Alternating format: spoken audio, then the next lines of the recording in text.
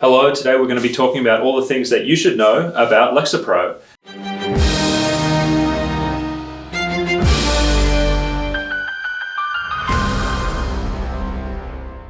I'm Dr. Josef Witt-Doerring. I'm a board-certified psychiatrist, former FDA medical officer, and I give people the real information that they need to know about psychiatric medications. And so Lexapro, we're looking at the information from the Daily Meds website. This is all US based, and we're just going to be going through it.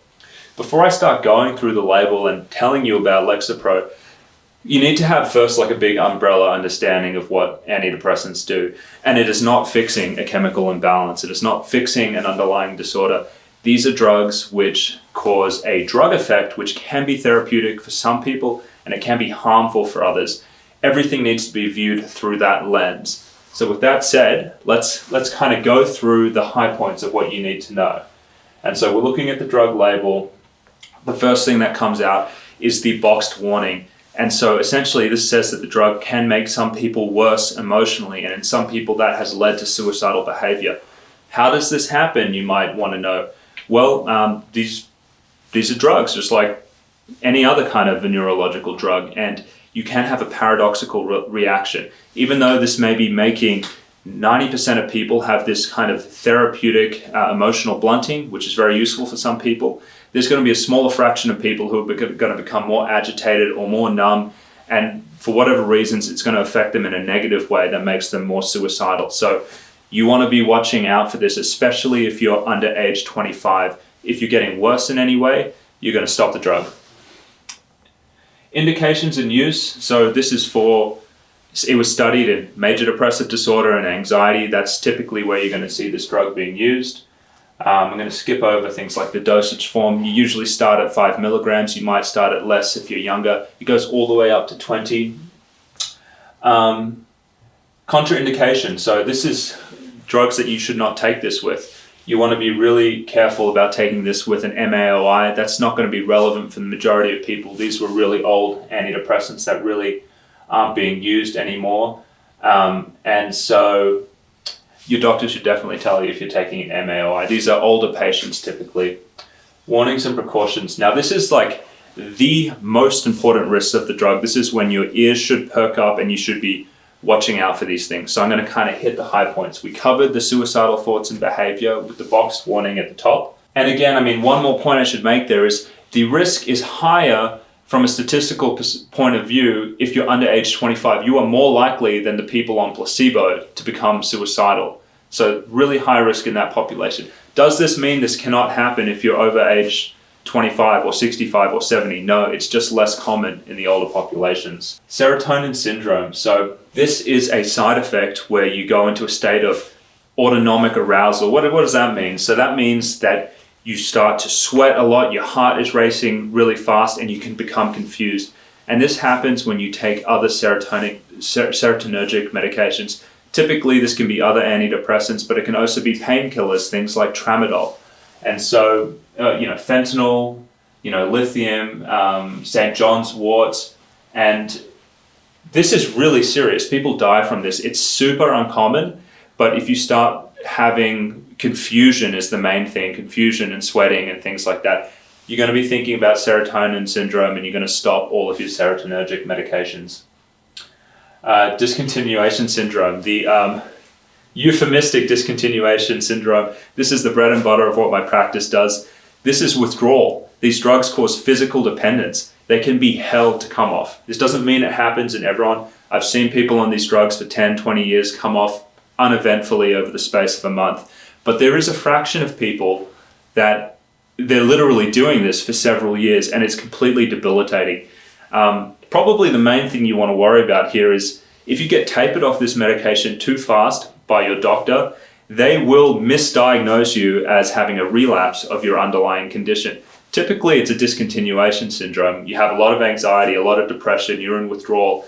The things that will really help you identify this is you're going to have neurologic symptoms. You're going to be dizzy. You're going to have headaches. You might have brain zaps. So it's a whole constellation of things that happen when you come off, and it can be really, really serious. I do not want to understate how serious this can be. Seizures, these meds are stimulating. This is rare, but if you're taking other things like amphetamines for like ADHD, it's going to lower the seizure threshold. Another really big one, mania. In a very small proportion of people, this makes them become manic. They become elevated in their mood, disinhibited. They do things they normally wouldn't do. You don't have bipolar disorder. You're having an adverse reaction to this drug. Now, some people like to say, oh, it unmasked the bipolar disorder. Sure, you may, if you have a predisposition to bipolar disorder, maybe this is the one last thing that you needed to do to kind of trigger it. But I wouldn't automatically think that because you had mania on an antidepressant, you have bipolar disorder. I think this can happen in pretty much anyone, and it's just because some people respond to drugs in unpredictable ways. So if you become manic on an antidepressant, stop the antidepressant. Don't just immediately start lithium or some other antipsychotic. That is a recipe for disaster. Hyponatremia. This is a lot more common in elderly females. This is low sodium in your blood, and this usually presents with confusion. And so that's something you want to be aware of. Increased risks of bleeding. They have effects on the platelets. Again, this is not going to be a huge problem for the majority of people. In fact, we don't even routinely monitor for platelets. It's just something that if someone went to a hospital, doctors need to be aware of if they're having a bleeding problem, to look at the antidepressant.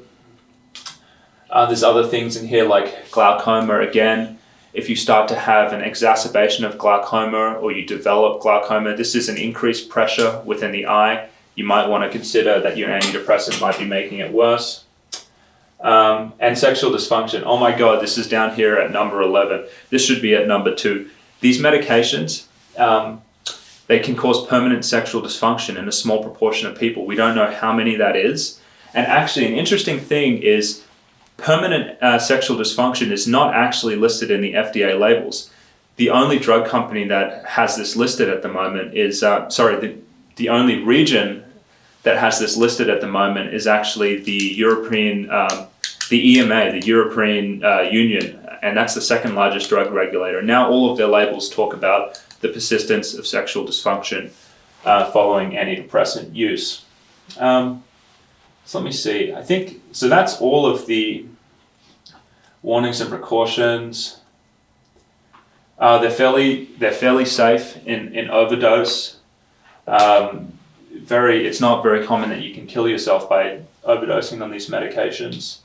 Here you go. We've got the clinical studies section here, and I guess the main point I want you to see is.